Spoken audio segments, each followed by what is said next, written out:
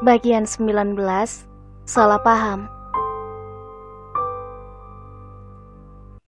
Teman-teman yang penasaran banget dengan ceritanya atau mau mengintip profil penulis, yuk kunjungi platform di bawah, sudah kami tulis di link deskripsi.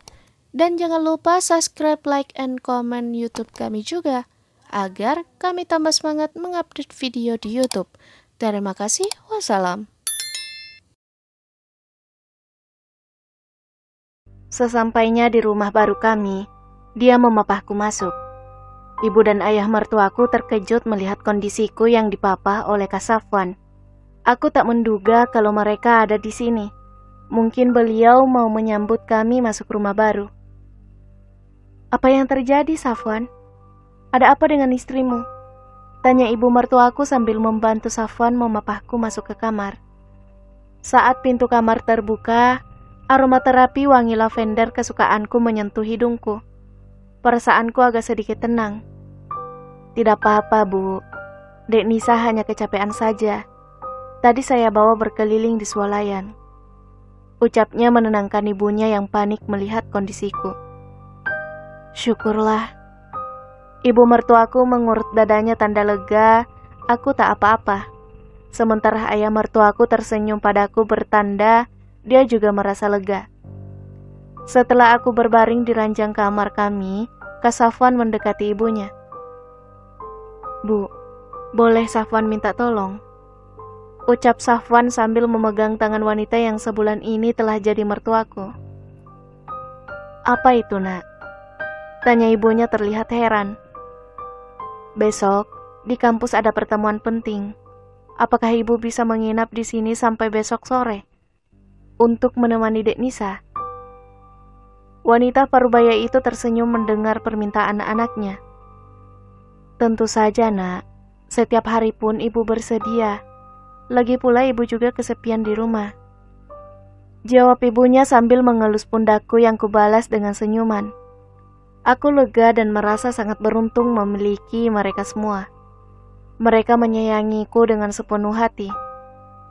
Di sisi hatiku yang lain, aku bersedih dengan keadaan diriku saat ini. Aku rapuh dan trauma dengan masa laluku. Padahal, Kak Safwan sudah memberiku banyak cinta padaku. Bahkan aku mungkin tidak mampu untuk memberikan cinta sebesar rasa cintanya. Air bening kembali membasahi pipiku. Tiba-tiba aku merasa begitu buruk dan tak berguna. Ibu mertuaku memelukku melihatku menangis. Beliau membelai kepalaku dengan penuh kasih seperti ibu kepada putrinya. Hatiku semakin perih dan merasa bersalah. Istirahatlah, Nak. Ibu akan siapkan makan siang dulu. Ucapnya hendak beranjak dari sisiku. Nisa bantu ya, Bu. Pinta aku sambil berusaha bangkit dari tidurku. Tetapi kepalaku terasa pening saat hendak berdiri. Tidak usah, sayang. Ibu saja. Kamu istirahatlah dulu. Beliau kembali mengelus pundakku dan membaringkanku di ranjang. Sementara kulihat Kak Safwan termenung di kursi dekat ranjang. Entah apa yang dipikirkannya. Apakah dia menyesal telah menikah denganku? Aku tidak boleh berpikir buruk tentangnya.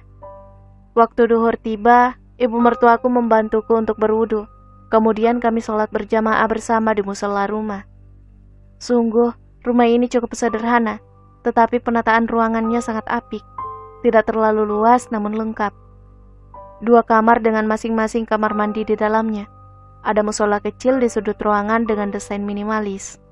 Cat bernuansa putih abu-abu membuat rumah ini terkesan luas. Dan jejeran kitab berbahasa Arab tersusun rapi di rak buku dekat musola. Kami makan siang bersama. Kuperhatikan Kak Safwan irit bicara hari ini. Hanya ibu dan ayah mertuaku yang mengeluarkan guyonan-guyonan lucu sehingga membuatku tertawa. Seharian, aku beristirahat di dalam kamar. Sementara ibu dan ayah mertuaku pamit pulang dulu karena tidak membawa baju ganti. Besok pagi-pagi sekali katanya mereka balik ke sini. Sementara Kak Safwan seharian hanya membaca buku dan sibuk depan laptop. Sesekali dia menyuruhku untuk makan buah dan minum banyak air putih agar aku cepat sehat katanya. Ponselku bergetar membuyarkan lamunanku. Siapa gerangan yang menelpon? Kak Safwan membantuku mengambil ponselku di atas meja. "Siapa, Kak?" tanyaku. Tetapi dia hanya menggeleng dan menyerahkan ponsel itu padaku. "Miftah?" bisikku lirih. Kak Safwan melirikku dengan ekor matanya. "Assalamualaikum," sapanya dari ujung telepon. "Waalaikumsalam," jawabku ragu. "Nis, masih ingat aku kan?" Suara itu tidak terdengar seperti pertanyaan, tapi pernyataan. "Iya, Mif, ada apa ya?" tanya aku dengan tangan bergetar. Sementara di ujung sana, Kak Safwan menatapku dengan tatapan penasaran. "Maaf, Nis, apa yang terjadi padamu tadi dan siapa lelaki yang menggendongmu?" tanyanya terdengar menghakimiku. Aku tak dapat menjawab apa-apa. Perasaanku berkecamuk. Aku kembali terkulai lemas, sehingga ponselku hampir saja terjatuh. Kak Safwan yang melihat kejadian itu berlari ke arahku dan mengambil alih ponselku. "Assalamualaikum, ini dengan siapa ya?" tanyanya pada lelaki di ujung telepon. Tak kudengar apa yang diucapkan Miftah di sana. Aku terlanjur lemas dan berusaha berbaring. Kak Safwan keluar dari kamar, masih bercakap dengan Miftah. Tak lama kemudian dia masuk dan melihat keadaanku. "Sayang, lain kali kalau kamu tak siap menerima telepon tak usah diangkat. Aku takut kamu kenapa-napa," ucapnya sambil mengelus lembut dahiku. Tetapi aku merasakan ada yang tak biasa dari ucapannya.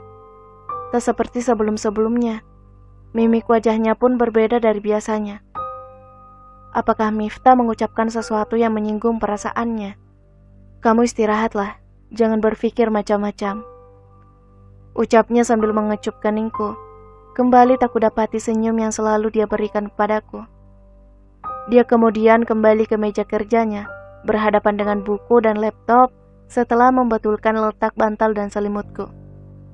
Aku berusaha tidur. Aromaterapi yang berasal dari alat yang berbentuk penguin itu sangat membantuku untuk menenangkan pikiranku. Selesai sholat maghrib bersama, dia mengajakku bersantai di teras rumah. Halaman rumah ini cukup luas, ditumbuhi aneka pohon yang rindang, serta bunga yang rimbun dan cantik. Bahkan di halaman ini, ada gazebo yang dihiasi lampu kerlap-kerlip berwarna-warni yang semakin indah terlihat di malam hari. "Kak, boleh aku ke gazebo itu?" tanya aku sambil mengarahkan telunjukku ke gazebo itu. "Tentu saja boleh, sayang," jawabnya sambil tersenyum hambar. Aku merasa aneh dengan sikapnya yang tiba-tiba berubah seperti itu. Seperti ada sesuatu yang mengganjal di pikirannya. "Aku sudah pesan soto lewat Grab. Kita tunggu di sana saja. Kita makan di sana ya," sambungnya sambil membimbingku menuju gazebo. "Iya, Kak. Maaf ya, di hari pertama di rumah kita, aku tidak memasak untukmu. Aku merasa tak berguna," ucapku tertunduk sedih.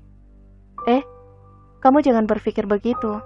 Aku tidak suka loh," jawabnya kemudian menggiringku masuk ke dalam pelukannya. Aku merasa agak lega. Selesai makan malam, kami masuk untuk istirahat setelah sebelumnya sholat Isya berjamaah. Pagi sekali ibu mertuaku datang, sementara Kak Safwan sudah siap ke kampus. Aku dan mertuaku seharian berdua, sambil bercerita banyak hal tentang Kak Safwan. Ibu mertuaku banyak bercerita tentangnya, termasuk kebiasaan Kak Safwan saat marah. Safwan itu anaknya humoris dan sangat penyayang. Dia anak yang penurut selama yang diperintahkannya sesuai dengan prinsipnya. Tapi hati-hati loh saat dia marah, ucap ibu mertuaku sambil berbisik seolah-olah takut kedengaran yang lain. Padahal di rumah ini hanya ada kami berdua. "Oh iya, memangnya kenapa kalau Kak Safwan marah, Bu?" tanya aku penasaran. Mimik wajahnya jadi menyeramkan, dan seharian tidak akan bicara apapun. "Puasa bicara gitu," ucap ibu mertuaku sambil tersenyum. "Oh ya, aku kirain pecah-pecahkan barang, Bu," jawabku terkikik geli. Kami tertawa bersama. Pukul 4 sore, Kak Safwan sudah pulang. Wajahnya terlihat lelah sekali. Kemungkinan hari ini dia sibuk. Aku menyambutnya, mencium tangannya lalu membantunya menyimpan tas kerjanya. "Sayang, bagaimana keadaanmu?" Tanyanya sambil mencium keningku. Alhamdulillah, aku sudah baikan, Kak. Cuma agak sedikit lemas. Jawabku dengan senyuman. Alhamdulillah. Oh iya, ibu di mana? Tanyanya sambil matanya mencari-cari di tiap sudut ruangan. Tadi di musola, Kak. Sepertinya sedang sholat asar. Jawabku. Kak Safwan ganti baju dulu, baru nanti temui ibu. Ucapku sambil pura-pura menutup hidungku. Kak Safwan menjitak dahiku lembut. Aduh, sakit. Aku pura-pura cemberut, dia malah mendekapku erat. Kami tertawa bersama. Ya Allah, semoga keharmonisan ini akan selalu terjaga. Doaku dalam hati. Di teras rumah dia menemui ibunya. Aku ke dapur menyiapkan teh hangat, sebagai teman cemilan kami di sore itu. Kulihat dia begitu serius bercerita dengan ibunya. Aku yang hendak menuju teras sontak menghentikan langkah ketika tanpa sengaja kudengar namaku disebut. Kapan nih ibu diberikan cucu? Canda ibunya. Maaf, Bu. Aku masih belum siap jika Nisa sampai hamil. Kata-kata itu bagai sengatan 1000 tawon di tubuhku. Apa maksudnya berkata seperti itu? Itukah alasannya sehingga sampai hari ini dia belum pernah meminta haknya sebagai suami? Baki yang berisi teh dan cemilan seketika terjatuh dari tanganku. Aku tak menyangka lelaki yang begitu kukagumi tega berkata seperti itu. Aku berlari masuk ke kamar. Disusul langkah panjang Kak Safwan mengejarku. Karena kaget mendengar gelas jatuh berantakan. Sayang, kamu jangan salah paham. Sahutnya sambil mencoba memelukku erat. Tetapi amarahku terlanjur memuncak. Dadaku terasa panas dan bergemuruh. Aku menangis meronta-ronta dan mendorongnya. Hampir saja dia terjatuh akibat doronganku itu. Aku tak peduli dengan ibu mertuaku yang terdiam heran menyaksikan kejadian itu. Kak Safwan jahat. Kenapa kamu lakukan ini padaku? Kenapa? Teriakku sambil melempar semua barang yang ada di dekatku. Sayang, istighfar, istighfar. Kamu tidak boleh seperti ini. Ucapnya dengan bibir bergetar. Mencoba memegang tanganku yang hampir saja melemparkan vas bunga ke lantai. Kamu jahat, semua laki-laki itu jahat. Aku berteriak, meraung-raung, ada pilu yang teramat dalam di hatiku. Mengapa nasib pernikahanku seperti ini? Kenapa aku selalu dipertemukan orang yang salah? Kembali suaraku menggema seperti orang yang kesurupan. Aku berteriak-teriak histeris, seperti orang gila. Kak Safwan berbicara sebentar dengan ibunya kemudian kembali menghampiriku. Sayang, tenanglah. Itu tidak seperti yang kau pikirkan. Ucapnya lagi mencoba meraih tanganku dan memelukku. Aku terlanjur dikuasai amarah, terus menangis dan mengoceh. Aku sendiri tidak tahu kenapa aku seperti itu. Aku begitu kecewa. Dia yang kusangka lelaki terbaik ternyata seorang yang munafik. Sayang, tolong maafkan aku. Istighfar, istighfar. Sahutnya lagi. Tetapi aku yang dikuasai amarah berdiri dan hendak pergi. Kuambil koper yang isinya belum sempat aku masukkan ke dalam lemari, lalu melangkah keluar kamar. Kak Safwan berusaha mencegahku tetapi aku tak peduli. Nisa, berhenti! Teriakan Kak Safwan sontak membuat langkahku terhenti. Aku terkejut. Sudah seminggu ini aku bersamanya. Baru kali ini dia menyebut nama aku seperti itu. Sayang, duduklah dulu. Suaranya melunak. Dia membimbingku duduk di ranjang. Entah mengapa nyaliku langsung ciut dibentak olehnya. Aku baru menyadari tindakanku kali ini sangat keterlaluan. Ruangan kamar ini berantakan seperti kapal pecah. Dia menyodorkan air minum padaku kemudian duduk di dekatku. Aku menangis terisak dalam dekapannya. Dia membelai punggungku tanpa terucap satu kata pun.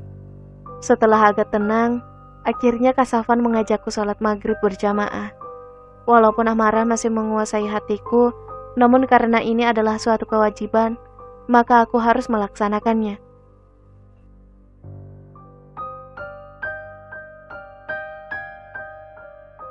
Bersambung.